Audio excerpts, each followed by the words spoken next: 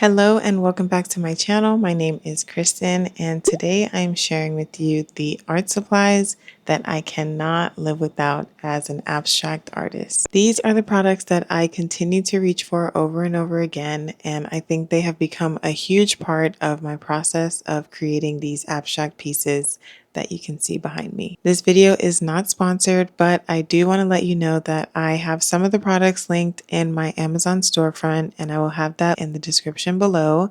And if you do purchase using that link, I will receive a small commission. In no particular order, the first thing on my list is this Daniel Smith watercolor ground. And since I discovered this maybe a year or so ago, I have not looked back. This basically allows me to use watercolor on any surface, absorbent and non-absorbent.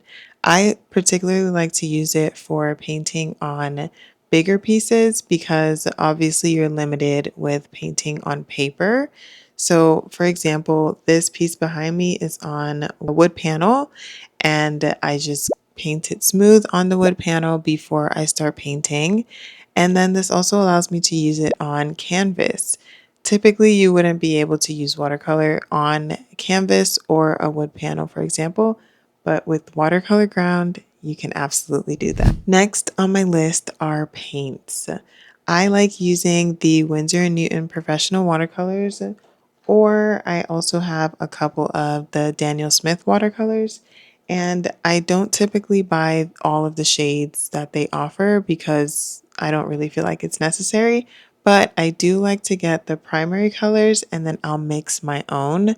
And every now and then I might splurge and buy a random color that really speaks to me. For the most part, these tubes last pretty long. I don't usually use a lot at a time. And then, of course, I dilute it with water, so that also makes it last a bit longer. I also recently discovered these watercolor inks or fluid watercolors, and I like it because it's more convenient than mixing and adding water as you would with the traditional paints. It does run out quite quickly, but I still like to reach for it every now and then. Next on my list are brushes. This is probably the most important or one of the most important tools that I use. And I like to have a variety of brushes and I have a ton of brushes, but I always find myself going back to these. I like these Polina Bright brushes. I think I have a set of 4 or 5, and those, it's like the perfect shape. It holds water well, and they're very flexible. And I just like them for smaller pieces and bigger pieces for detailed work. And I also like to use, when I'm doing like really, really big pieces, it would take quite a long time if I just used these smaller brushes. So instead, I like to use bigger brushes like these to lay out the large sections of color first, and then I might go back in with the smaller brushes to add the details. The next thing on my list is a palette, and I really love this ceramic palette by Sylvan Clayworks. Although it's not a requirement, this doesn't really have anything to do with how I paint necessarily, but it's convenient, it's handmade, and I really love it. So I would recommend, if you can't get your hands on this, finding something that has a big space to work with when you're mixing colors because it comes in handy. I might even get a bigger version of this so I have even more space, but that's the most important part about this. I have the spaces at the top for the colors and then this wide space at the bottom for actually mixing them. A huge part of my work is balancing the fluidity and the unpredictability of the watercolors with the strict and rigid line work that I do, especially with the botanicals. And in order to achieve that, I use Micron pens. These are the best pens that I've ever used for fine line work.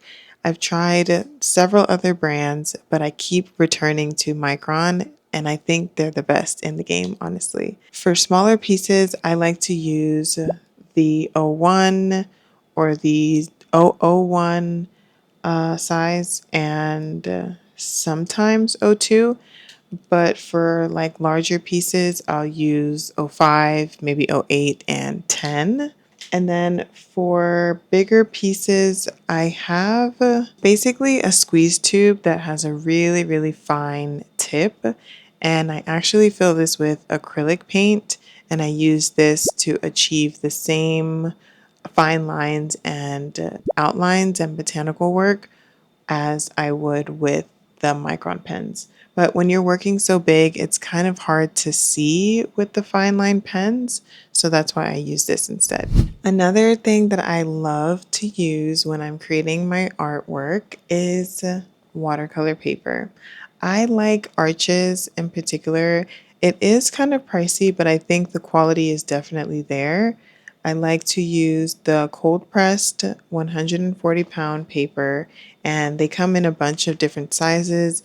I even have like the really, really big pieces of paper as well. But this, I kind of cut them down to size sometimes if I need to, or if I don't want to work on this particular size. And that's a good way to kind of save money as well. Those are all of my favorites and things that I absolutely cannot live without when I'm creating my abstract watercolor pieces. I really hope you enjoyed, and let me know if you'd like to see a part 2 or just anything related to art in general. Let me know in the comments below. Bye!